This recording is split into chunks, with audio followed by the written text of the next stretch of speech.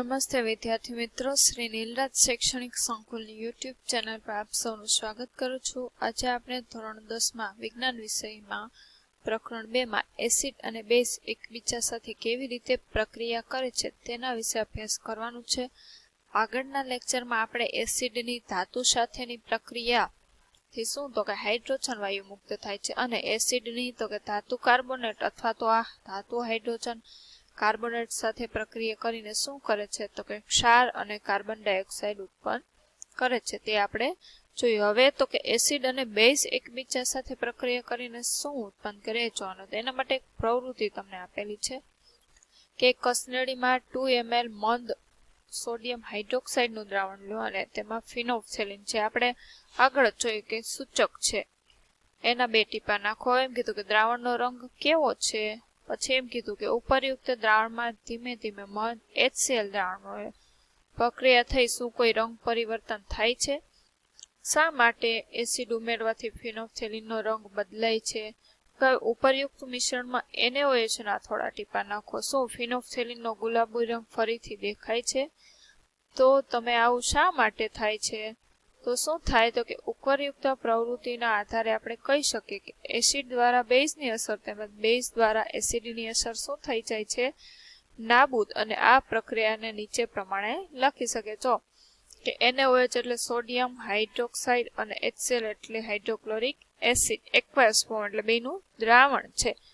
એના દ્વારા બંનેની પ્રક્રિયા થઈ અને શું બને છે? NaCl સોડિયમ ક્લોરાઇડ અને H2O એટલે પાણી કે ક્ષાર અને પાણી. તો આના આધારે આપણે કહી શકીએ કે એસિડ અને બેઝ વચ્ચે પ્રક્રિયા થઈ અને ક્ષાર અને પાણી બને છે. તો આ પ્રક્રિયાને શું કહેવાય? તટસ્થીકરણની પ્રક્રિયા. બેઝ પ્લસ એસિડ, ક્ષાર અને પાણી. તો તમને એમ પૂછે કે તટસ્થીકરણની પ્રક્રિયા કોને કહેવાય? તો કે એસિડ અને બેઝ વચ્ચે રાસાયણિક પ્રક્રિયા થઈ અને ક્ષાર અને પાણી બને એને તટસ્થીકરણની પ્રક્રિયા કહે. તટસ્થીકરણ એટલે શું થાય તો કે એકબીજાની અસર એમાં એસિડ કે બેઝની અસર રહેતી નથી. હવે તો બીજું છે કે ધાત્વીય ઓક્સાઇડની એસિડ સાથેની પ્રક્રિયા એટલે ધાતુના જે ઓક્સાઇડ છે એની એસિડ સાથે પ્રક્રિયા. હવે પ્રવૃત્તિ આપી કે એક બીકરમાં કોપર ઓક્સાઇડ તેમજ હલાવતા ધીરે ધીરે હાઇડ્રોક્લોરિક એસિડ નાખો કે શું થાય છે? હવે તમને આ બધી પ્રવૃત્તિ તમારે પ્રયોગશાળામાં કરવી પડે, એમને તો આપણે કહી ના શકીએ. આમાં લખેલું છે કે દ્રાવણનો રંગ છે તે વાદળી લીલો બને છે અને કોપર ઓક્સાઇડ ઓગળી જાય છે. હવે આમાં શું હોય? કોપરની કેટલી સંજ્ઞા તો કે 2 છે +2. એ ક્લોરાઇડ કોપર ક્લોરાઇડના બનવાને કારણે દ્રાવણનો વાદળી રંગ લીલો રંગ બને છે. એટલે શું થાય તો કે ધાતુ ઓક્સાઇડ છે તે એસિડ સાથે પ્રક્રિયા કરીને કોપર ક્લોરાઇડ એટલે કે શું બનાવે છે? ક્ષાર અને પાણી. હેલોજન સમૂહના તત્વો છે આ ક્લોરાઇડ, બ્રોમાઇડ, આયોડાઇન અને ફ્લોરાઇડ. હવે ઉપરયુક્ત પ્રક્રિયા માટેનું સમીકરણ લખો અને એને સમતોલિત કરો. આપણે આનું એમ કીધું સમીકરણ લખો. હવે કોપર ઓક્સાઇડ એટલે શું થશે? CuO પ્લસ એસિડ કયો તો કે HCl જ લેવો પડે ને. કોપર ક્લોરાઇડ બને છે એટલે એમાં હાઇડ્રોક્લોરિક એસિડ. બંને વચ્ચે પ્રક્રિયા થઈ અને શું બનશે તો કે CuCl2 એટલે અહીંયા 2 અણુ લેવા પડશે હાઇડ્રોક્લોરિક એસિડના સંતુલિત કરવા પ્લસ H2 વાયુ H2O. જો આ કોપર છે તે કોની સાથે જોડાઈ ગયું? ક્લોરીન સાથે. અને હાઇડ્રોજનના 2 અણુને એક ઓક્સિજનનો જોડાઈને શું બન્યું? પાણી. એટલે આ ક્ષાર અને પાણી. શું કામ CuCl2? તો કે કોપર છે એની સંયોજકતા કેટલી છે તો કે +2 છે અને ક્લોરાઇડની કેટલી છે? -1. એ 1 લખવાનું છે. હવે સમીકરણ સંતુલિત કરવું હોય અને આપણે અણુ બનાવવું હોય સંયોજન તો શું થાય? આમ કરવું પડે કે એની સંયોજકતા છે એનો તો કે ગુણાકાર. સંયોજકતા જેટલા પરમાણુ લેવા પડે કે આની સંયોજકતા 2 છે તો ક્લોરાઇડના 2 લેવા પડે અને આની 1 છે તો કોપરનો CuCl2. આવી રીતે સંયોજન બને. એવી રીતે તમારે કોપર ઓક્સાઇડ જો જાય કોપર ઓક્સાઇડમાં કેમ 2 છેલ્લે નો આવ્યા તો કે કોપરની +2 છે એવી રીતે ઓક્સિજન છે એની સંયોજકતા -2 છે એટલે ઓક્સિજનનો 1 લેવાનો અને કોપરનો તે 2 +2 ને -2 કેટલા થઈ ગયા તો કે સંયોજકતા 0 થઈ ગઈ એટલે આને તો કે સંયોજન 2 સંયોજકતા સરખી છે. સોડિયમ લેશો તો એમાં તો કે ડાયરેક્ટ જો NaCl જ થાય છે. એમાં પણ એવું છે કે સોડિયમની +1 છે અને Cl ની -1 એટલે બેયનું તટસ્થીકરણ થઈ જાય તટસ્થ સંયોજકતા એટલે ડાયરેક્ટ NaCl. આવી રીતે તમારા રાસાયણિક સમીકરણો બને. એમ કીધું કે હવે ઉપરોક્ત પ્રક્રિયા માટેનું સમીકરણ આપણે લઈ લીધું તો આ કોની પ્રક્રિયા હતી તો કે ધાતુ ઓક્સાઇડ સાથે એસિડની. હવે અધાત્વીય ઓક્સાઇડની કોની સાથે પ્રક્રિયા લેવાની છે બેઝ કે અધાત્વીય ઓક્સાઇડ કયો હોય તો કે કાર્બન ડાયોક્સાઇડ છે એની બેઝ એટલે કેલ્શિયમ હાઇડ્રોક્સાઇડ વચ્ચેની પ્રક્રિયા નિહાળી. એ કેલ્શિયમ હાઇડ્રોક્સાઇડ જે બેઝ છે તે શું કરે તો કે કાર્બન ડાયોક્સાઇડ સાથે પ્રક્રિયા કરીને શું ઉત્પન્ન કરતું હતું ક્ષાર અને પાણી. તો આ પ્રક્રિયા એસિડ બેઝ વચ્ચે થતી પ્રક્રિયાને સમાન છે. તેથી આપણે તારણ કાઢી શકીએ કે અધાત્વીય ઓક્સાઇડ છે એ કેવો છે સ્વભાવે એસિડિક. જો કાર્બન ડાયોક્સાઇડ અને કેલ્શિયમ હાઇડ્રોક્સાઇડ આગળ આપણે એની પ્રક્રિયા જોયેલી જ છે. કાર્બન ડાયોક્સાઇડ આ CO2 અને કેલ્શિયમ હાઇડ્રોક્સાઇડ આ બે વચ્ચે પ્રક્રિયા થઈને શું બને છે તો કે આ ક્ષાર છે કેલ્શિયમ કાર્બોનેટ અને આ પાણી. તો કે ક્ષાર અને પાણી એટલે એના આધારે આપણે કહી શકીએ કે કેલ્શિયમ હાઇડ્રોક્સાઇડ છે એ સ્વભાવે કેવો છે તો કે એસિડિક છે. એટલે તો કે કેલ્શિયમ ઓક્સાઇડ છે એ અધાતુનો ઓક્સાઇડ છે ને કે એ સ્વભાવે એસિડિક છે એટલે તે ક્ષાર અને પાણી. એ કેલ્શિયમ હાઇડ્રોક્સાઇડ જે બેઝ છે તે કાર્બન ડાયોક્સાઇડ છે પ્રક્રિયા કરીને ક્ષાર પાણી ઉત્પન્ન કરે એટલે આ એસિડ બેઝ વચ્ચે થતી પ્રક્રિયાને સમાન. એટલે અધાત્વીય ઓક્સાઇડ સ્વભાવે કેવા હોય તો કે એસિડિક. હવે એમ કીધું કે તમામ એસિડ અને બેઝમાં શું સમાનતા છે કે બધા એસિડ અને બેઝમાં. એના માટે એક તમને પ્રવૃત્તિ કીધી કે glucose alcohol hydrochloric acid sulphuric acid. આ ગ્લુકોઝ આલ્કોહોલ શું છે બેઝ અને HCl અને H2SO4 એસિડના બધાને દ્રાવણ લ્યો 2 એસિડ ને 2 બેઝ.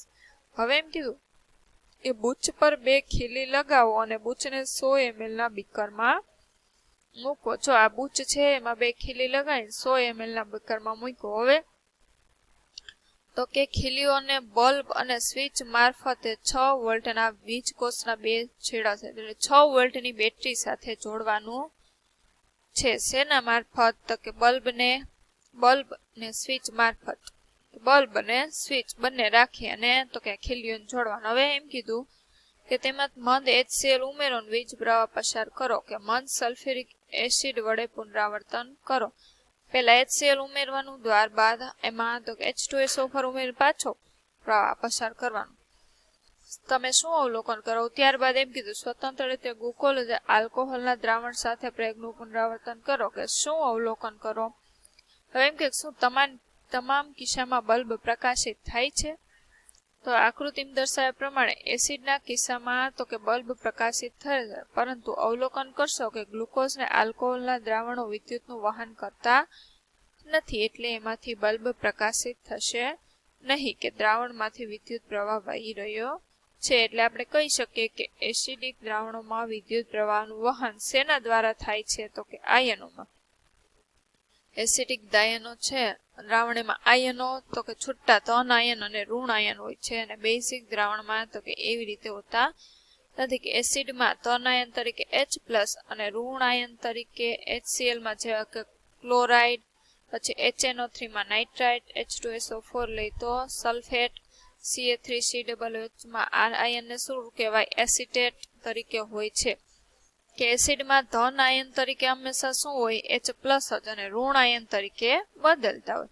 વળી કે એસિડમાં હાજર ધન આયન H+ શું સૂચવે કે તે તેના દ્રાવણોમાં H+ ઉત્પન્ન કરે છે જે તેમના એસિડિક ગુણધર્મો માટે જવાબદાર કે એસિડ છે તે તેના દ્રાવણમાં H+ આયન ઉત્પન્ન કરે છે જે તેના એસિડિક ગુણધર્મો માટે જવાબદાર છે. આ જ પ્રવૃત્તિને તમે NaOH અને CaOH વગેરે જેવા આલ્કલીને ઉપયોગ કરો કે આ પ્રવૃત્તિના પરિણામો પરથી શું તમે તારણ મેળવશો કે એના પરથી આપણે જોઈએ કે બેઝમાં શું હોય તો કે NaOH અને CaOH ટ્વાઇસ